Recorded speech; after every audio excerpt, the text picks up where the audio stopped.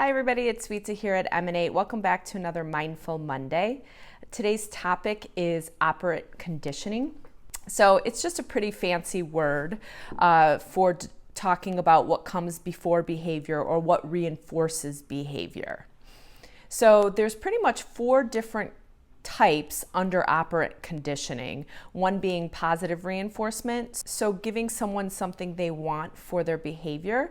So it could be, a tangible thing, it could be a compliment of sorts, positive reinforcing that. So the second one is negative reinforcement, which is removing something that someone doesn't want.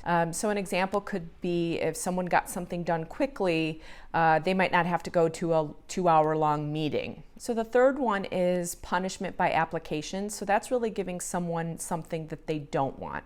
So, back in the day, if you got grounded, that's giving you something you don't want. And the fourth one is punishment by removal.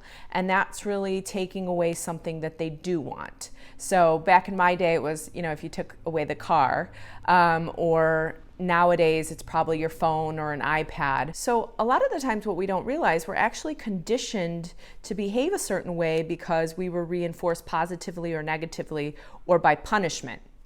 So B.F. Skinner, he did a really interesting experiment back in the day with some mice.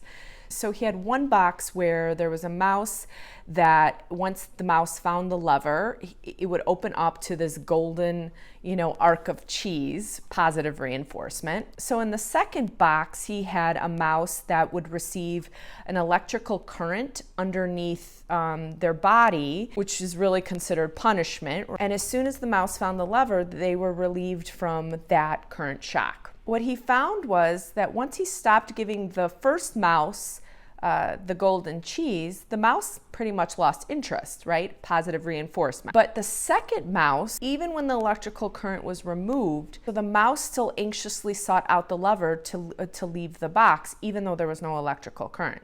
So what B.F. Skinner found was that we will do more to avoid punishment than we will to actually receive positive reinforcement. We will act out our conditioned behavior in order to avoid pain or avoid perceived pain, even if it's not working for us anymore.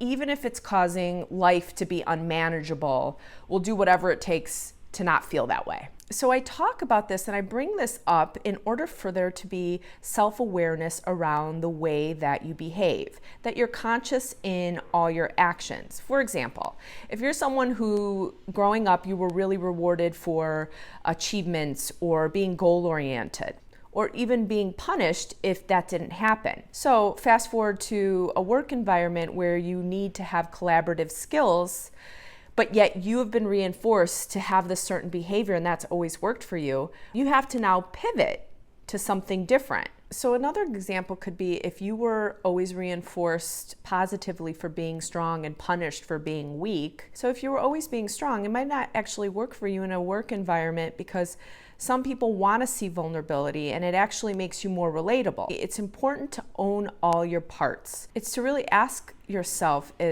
am I behaving this way because I was reinforced to, or do I really believe in what I'm doing? And the last piece is really a reminder to ask yourself, am I exhibiting or performing this behavior because I'm trying to avoid some type of pain?